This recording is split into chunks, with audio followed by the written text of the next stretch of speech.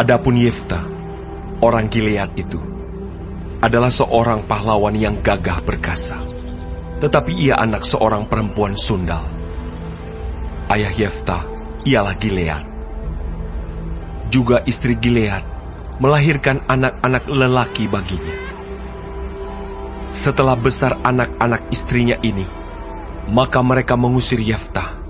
Katanya kepadanya, "Engkau tidak mendapat milik pusaka dalam keluarga kami, sebab engkau anak dari perempuan lain."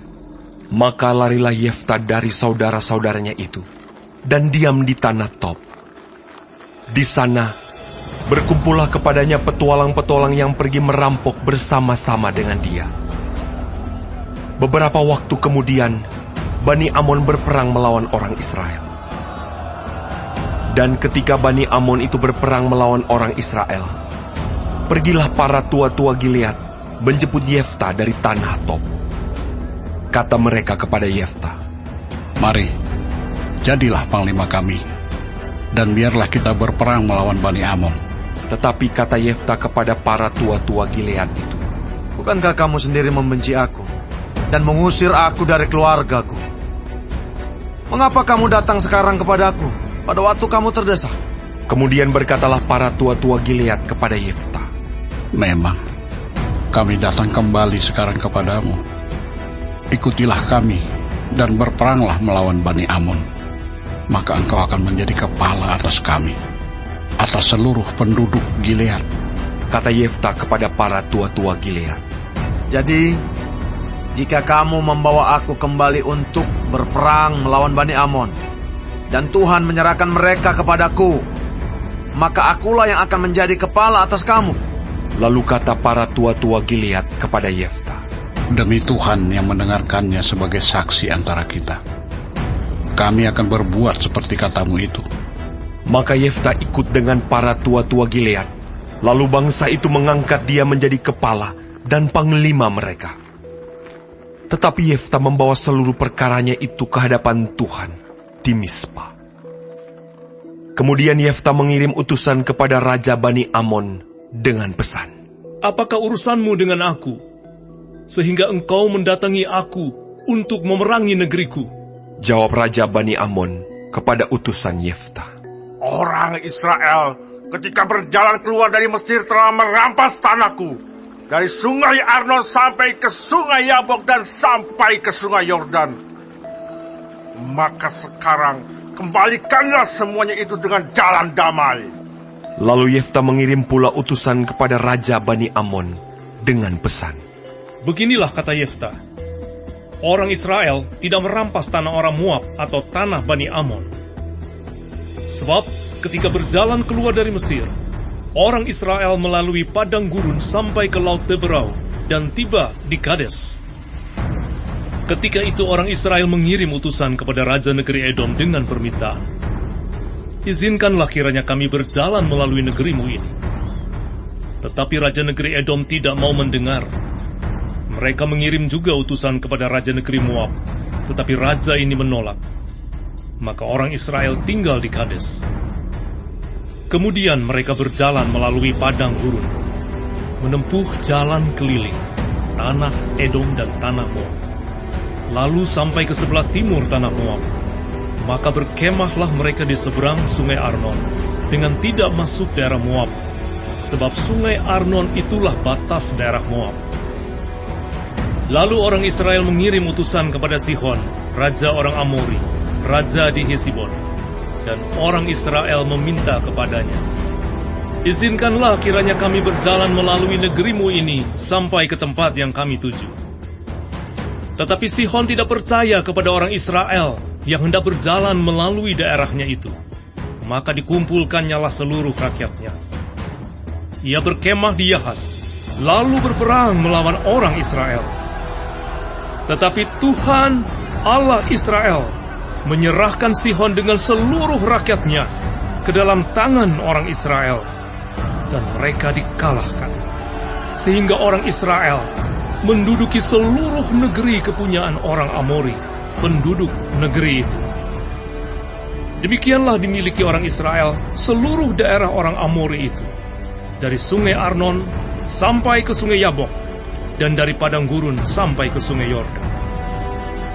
Maka sekarang Tuhan, Allah Israel, telah merebut milik orang Amori bagi Israel, umatnya. Apakah engkau hendak memiliki pula tanah mereka itu? Bukankah engkau akan memiliki apa yang diberi oleh Kamos Allahmu? Demikianlah kami memiliki segala yang direbut bagi kami oleh Tuhan, Allah kami. Lagi pula, apakah engkau lebih baik dari Balak bin Sipor, Raja Moab? Pernahkah ia menuntut hak kepada orang Israel? Atau pernahkah ia berperang melawan mereka? Ketika orang Israel diam di Hesibon dengan segala anak kotanya, di Aroer dengan segala anak kotanya, dan di segala kota sepanjang kedua tepi sungai Arnon selama 300 tahun, mengapa pada waktu itu engkau tidak melepaskan kota-kota itu?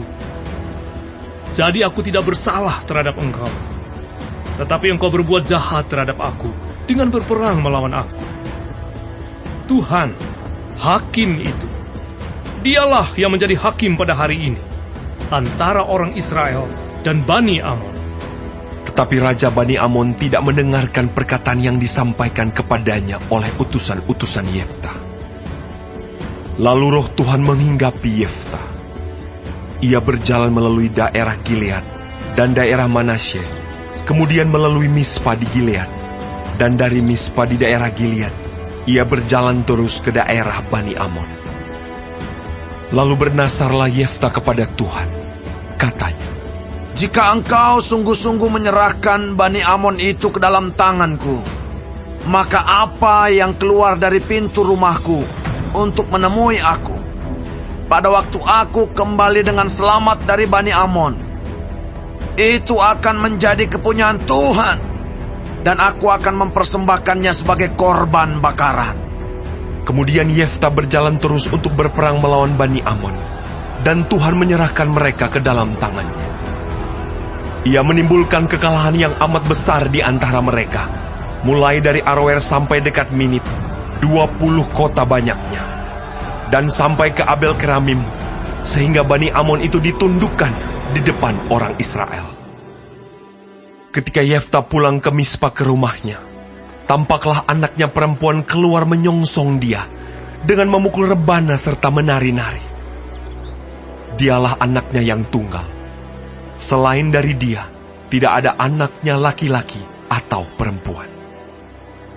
Demi dilihatnya dia, dikoyakkannyalah bajunya sambil berkata,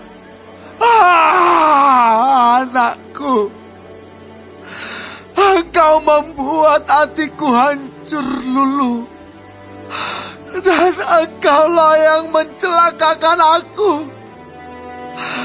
Aku telah membuka mulutku bernasar kepada Tuhan, dan tidak dapat aku mundur.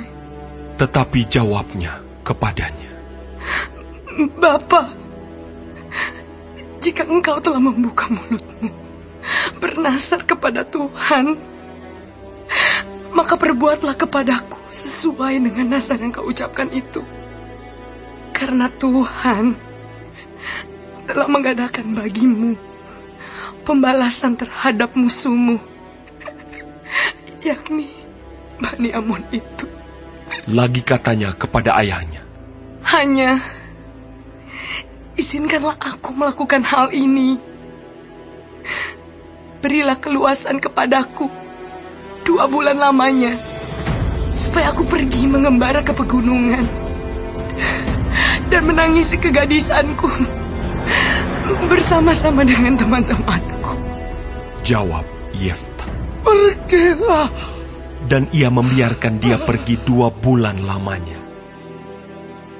Maka pergilah gadis itu bersama-sama dengan teman-temannya menangisi kegadisannya di pegunungan.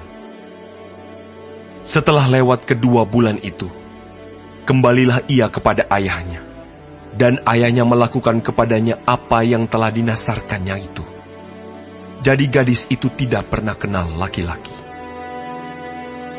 Dan telah menjadi adat di Israel, bahwa dari tahun ke tahun, anak-anak perempuan orang Israel selama 4 hari setahun meratapi anak perempuan Yefta orang Gilead itu.